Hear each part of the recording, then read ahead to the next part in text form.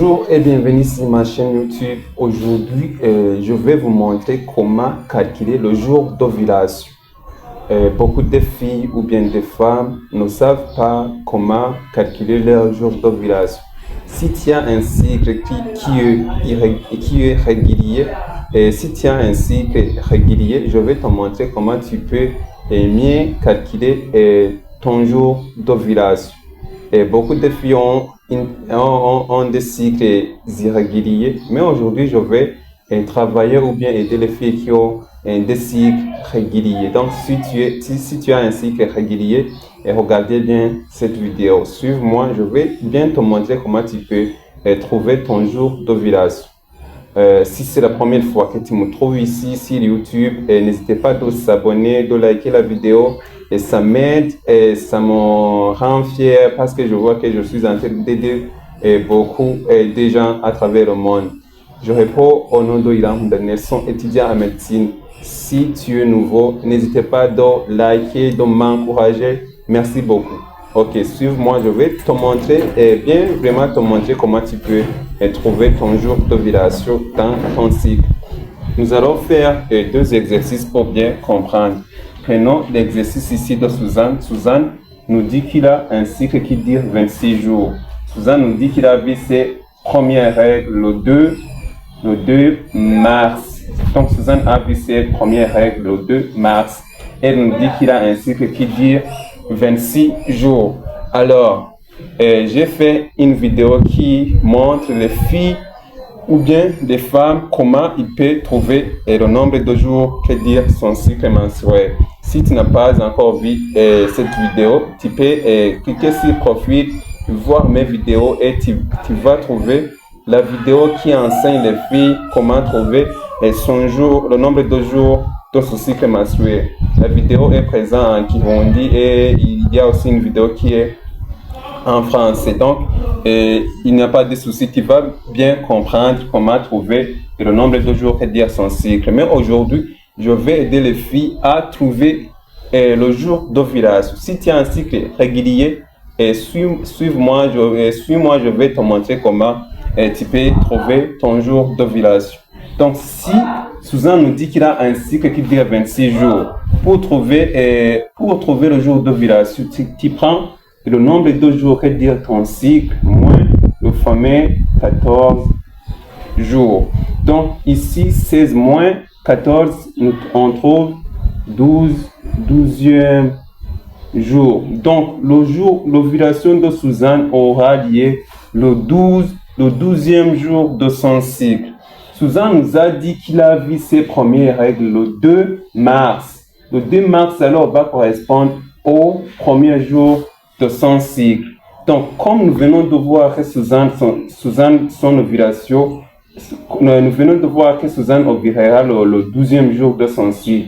Alors, Suzanne nous a dit qu'il a vu ses premières règles le 2 mars et que son cycle dure 26 jours. Alors, si son cycle dure 26 jours, on fait moins 14 pour trouver le jour d'ovulation. Le jour d'ovulation de Suzanne aura lieu le 12e jour de son cycle. Alors, le 12e jour, si le 2 c'est le premier jour de son cycle, on va alors chercher le 12e jour de son cycle. Alors, on compte à partir du 2 mars, parce que le 2 mars, c'est le jour où Suzanne a vu ses premières règles. Donc, on va chercher alors le 12e jour de son cycle. 1, 2, 3, 4, 5, 6, 7, 8, 9, 10, 11, 12. Donc, tu vois que Suzanne ovulera le 13 mars, mais ça correspond au 12e jour de son cycle.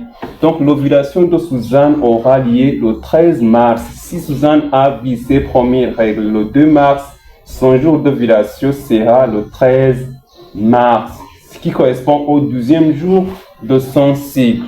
Mais les recherches scientifiques nous disent que le corps humain n'est pas une machine qu'on peut programmer. Il peut y avoir des changements biologiques, mécaniques, voire même beaucoup de changements. C'est pourquoi on doit ajouter plus 2 jours et moins 2 jours. Donc, Principalement ou bien en général, le jour d'ovulation de Suzanne aura lieu le 13 mars. Mais comme le corps d'un être humain n'est pas une machine qu'on peut programmer pour qu'il donne les mêmes réponses, c'est pourquoi on doit ajouter 2 jours avant et 2 jours après. Donc, on fait 2 jours avant, le 11 et le 12. 2 jours après, le 14 et le 15. Donc, en général, l'ovulation de Suzanne aura lieu le 13, selon les calculs et la science. Mais comme le corps d'un être humain n'est pas une machine, il peut y avoir des changements, voire biologiques, mécaniques, ou bien des maladies, des médicaments que Suzanne a pris. C'est pourquoi pour se protéger ou pour ne pas tomber enceinte, alors qu'on ne veut pas tomber enceinte, c'est pourquoi on doit ajouter 2 jours avant et 2 jours après. Donc, l'ovulation de Suzanne peut avoir lieu le 11 mars, le 12 mars, le 13, le 14, le 15. À partir du 11 au 15, c'est ça les jours où on peut voir l'ovulation de Suzanne. Mais principalement, en général, l'ovulation de Suzanne nous montre qu'il aura lieu le 12e jour qui correspond au 13 mars. C'est comme ça qu'on calcule le jour d'ovulation. Et dans ces jours entre le 11 et le 12, ce sont les jours les plus fertiles de son cycle menstruel. Si alors toi tu as un cycle qui dure 30 jours, 29 jours, tu vas faire 30 moins 14. 30 moins 14, c'est 16e jour. Donc, ton ovulation aura lieu le 16e jour de ton cycle menstruel. Tu comptes à partir du jour où tu as vu tes premières règles jusqu'au 16. Prenons par exemple ici, on compte 1, 2, 3, 4, 5, 6, 7, 8, 9, 10, 11, 12, 13, 14, 15, 16. Donc, si Suzanne avait un cycle qui dure 30 jours, son ovulation correspond au 17 mars, qui correspond au 16e jour de son cycle. Et il va ajouter 2 jours avant, 2 jours après et 2 jours avant. C'est comme ça qu'on compte le jour d'ovulation. On prend le nombre de jours que dire ton cycle menstruel moins 14. Alors ça correspond au 12e jour. 30 jours moins 14, 16e jour. C'est comme ça qu'on compte le nombre de jours que dire son cycle menstruel. Prenons cet exemple. Prenons que Anita a un cycle qui dure aussi 26 jours. Anita nous dit qu'il a vu ses premières règles le 4 janvier. Donc le 4 janvier va correspondre au premier jour de son cycle. Donc comme Anita a un cycle qui dure 26 jours, on prend 26 jours moins le fameux 14 jours. Donc 26 moins 14, c'est 12e jour. Donc l'ovulation d'Anita aura lieu le 12e jour de son cycle.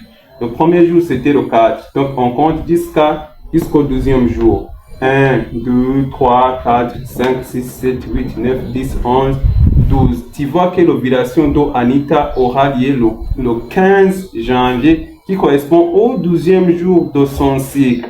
Vous avez vu qu'on compte à partir du premier jour qu'on a vu ces règles. Et donc on doit ajouter les plus ou moins 2 jours. Donc l'ovulation d'Anita peut